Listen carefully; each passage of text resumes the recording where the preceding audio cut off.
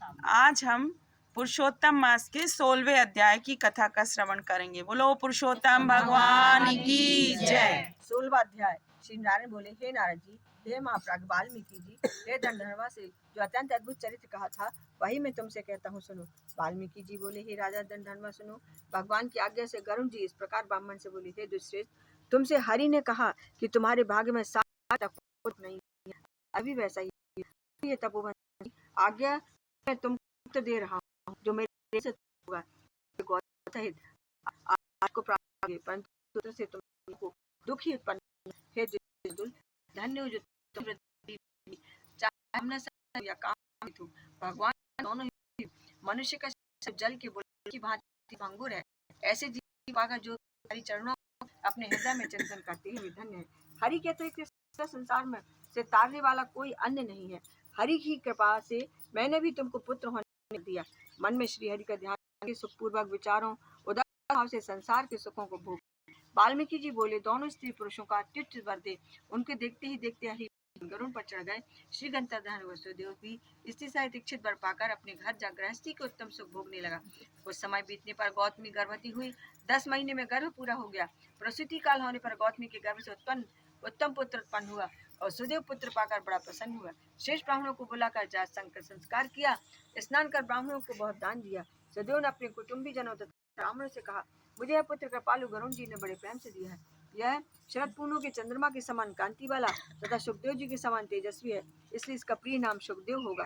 पिता के मनोरथ के साथ माता के मन को आनंद देने वाला पुत्र शुक्ल पक्ष की चंद्रमा के समान प्रतिदिन बढ़ने लगा।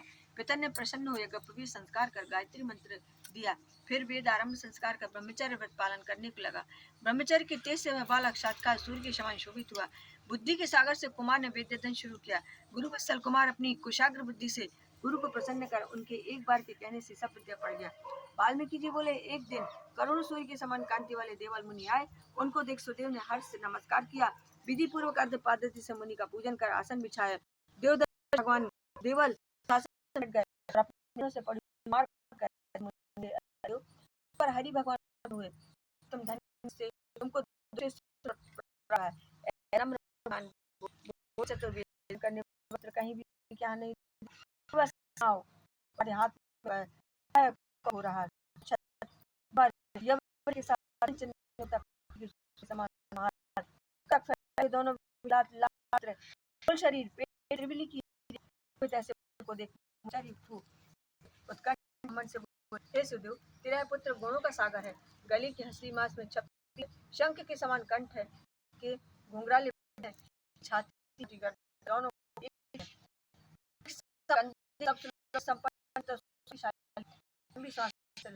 बोले, इसमें से एक जिसके सब लगता है आयुहीन लाभ है। हे सुदेव, पुत्र 12 में जल कर मरा, इसका मैं सोच करना होने वाला तो होगा ही, इसमें इसका आज नहीं है, इसे मरने भी देना है। की जीवन मुनि का कुछ ब्राह्मण जिन्हीं के बचपन धीरे धीरे बोझ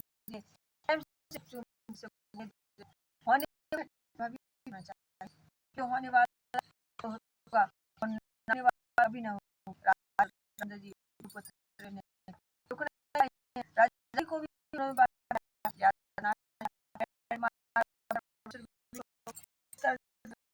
रावण के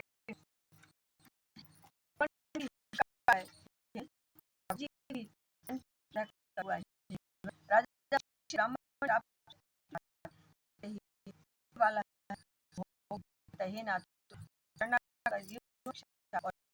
देने वाले हरि को प्रकार ब्राह्मण सब